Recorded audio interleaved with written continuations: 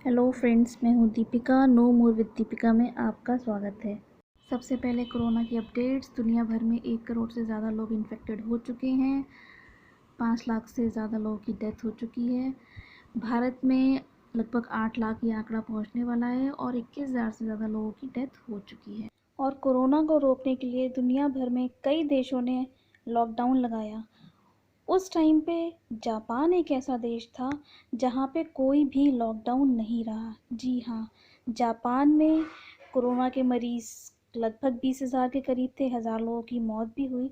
लेकिन फिर भी वहाँ के जो प्रधानमंत्री शिंजो आबे थे, उन्होंने कोई लॉकडाउन नहीं लगाया। वहाँ के सारे मार्केट्स वगैरह जैसे थे वैसे ही खुले हुए थे। ऐसा नहीं है कि वहाँ पे इन्फेक्टेड लोग नहीं थे, वहाँ भी इन्फेक्टेड लोग थे। और 15-16 अप्रैल को तो वहाँ पे पीक भी आया था, लेकिन फिर भी वहाँ पर कोई लॉकडाउन उन्होंने घोषित नहीं किया।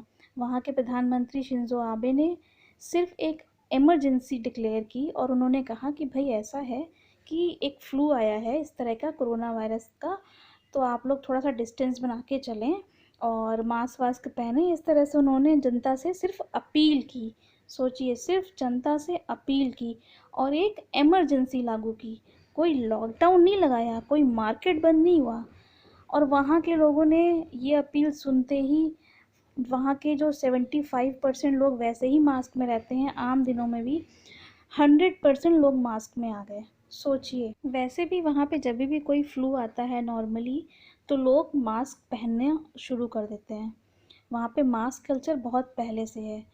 और इतना ही नहीं, कोरोना वायरस के टाइम पे वहाँ पे एक उनका फेस्टिवल होता है, चेरी ब्लॉसम फेस्टिवल। इसमें क्या होता है कि कुछ पेड़ों पे कुछ फूल वूल निकलते हैं, तो उनको देखने का कुछ फेस्टिवल होता है, भीड़ आती है उनको देखने।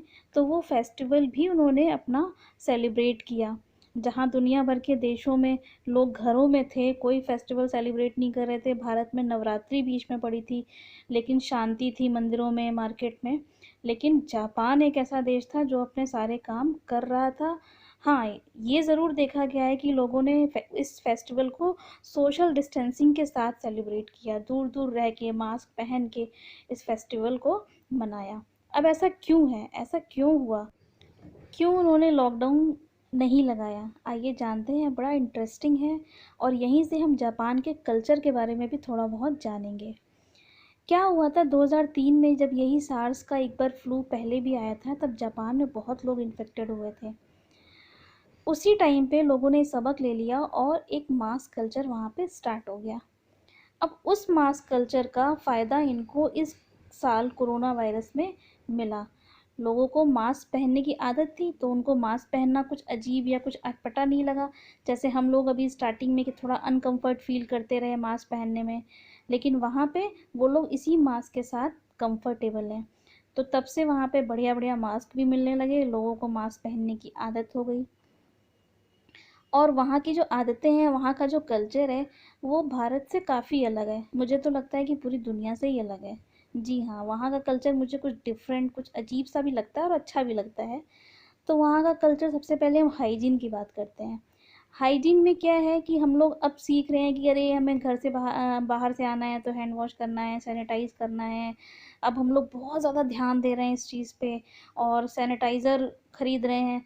वहाँ पे क्या है कि ये हाथ धोने का जो कल्चर है और हाइजीन मेंटेन करने का जो कल्चर है, ये वो बहुत पहले से, बहुत पहले से। क्लीनिंग की बात करते हैं, वहाँ पे क्लीनिंग का सिस्टम ही अलग है। जी हाँ, वहाँ पे क्लीनिंग का सिस्टम अपने भारत से बहुत अलग है।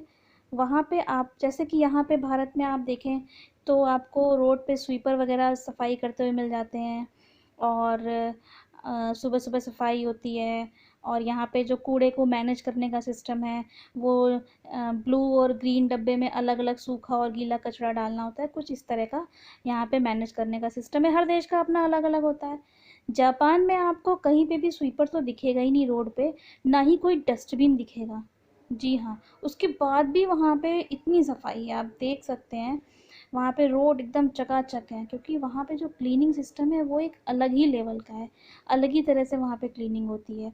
और वहाँ पे क्लीनिंग की जिम्मेदारी, कूड़े की जिम्मेदारी लोगों की अपनी खुद की होती है। वो कूड़ा, अलग अलग तरह का कूड़ा अलग अलग पैकेट में करके रखते हैं और फिर उसको बाद में गाड़ी आके ले जाती है।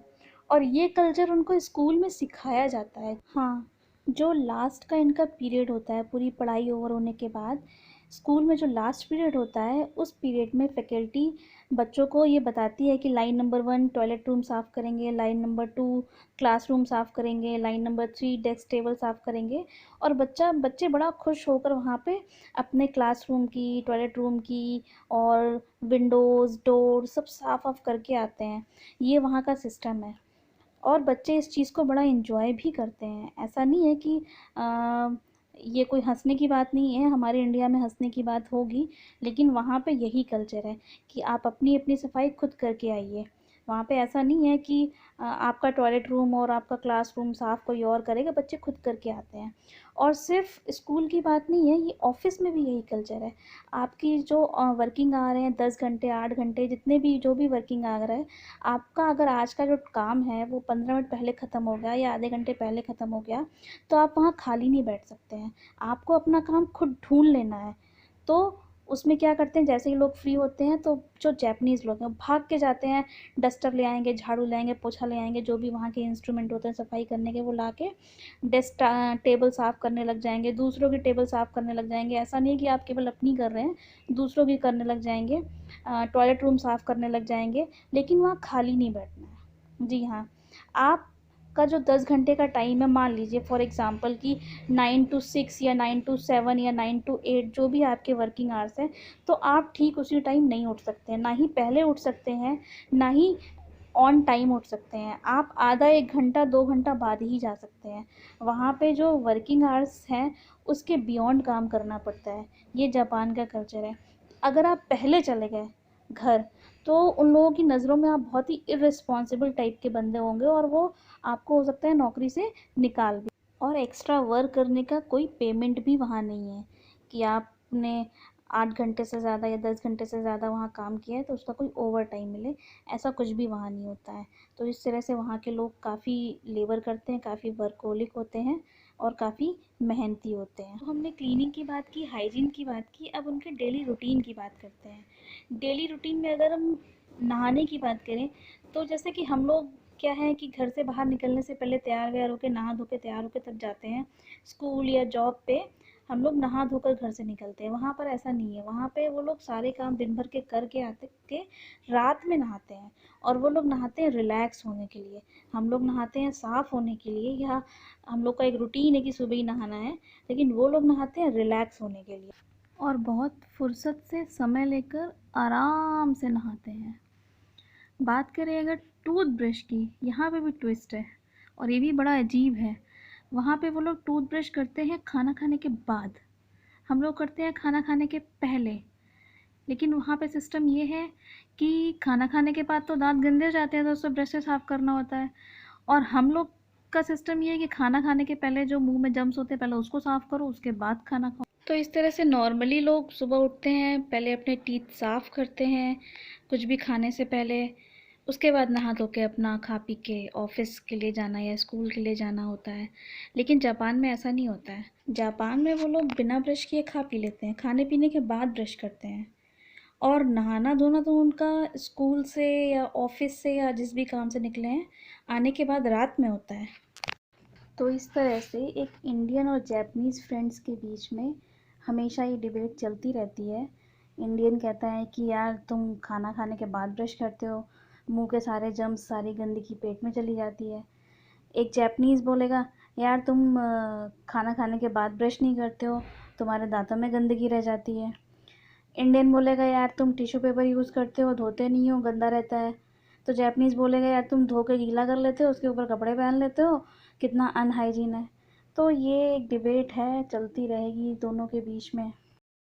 और दोनों अपनी अपनी जगह सही हैं, दोनों का अपने हिसाब से अपना अपना तरीका है।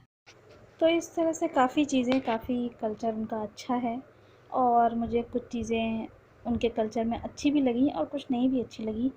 फ्रेंड्स, आप लोग बताइएगा आपको उनका कल्चर कैसा लगा, ये मुझे कमेंट सेक्शन में ज़रूर बताइएगा। और ये वीडियो आपको कैसा लगा ये भी ज़रूर बताइएगा। तो अगर आपको वीडियो अच्छा लगा हो तो लाइक शेयर सब्सक्राइब ज़रूर करिएगा। तो और भी इंटरेस्टिंग वीडियोज़ आपके लिए लेकर आऊँगी, तब तक अपना ख्याल रखिए। Bye bye.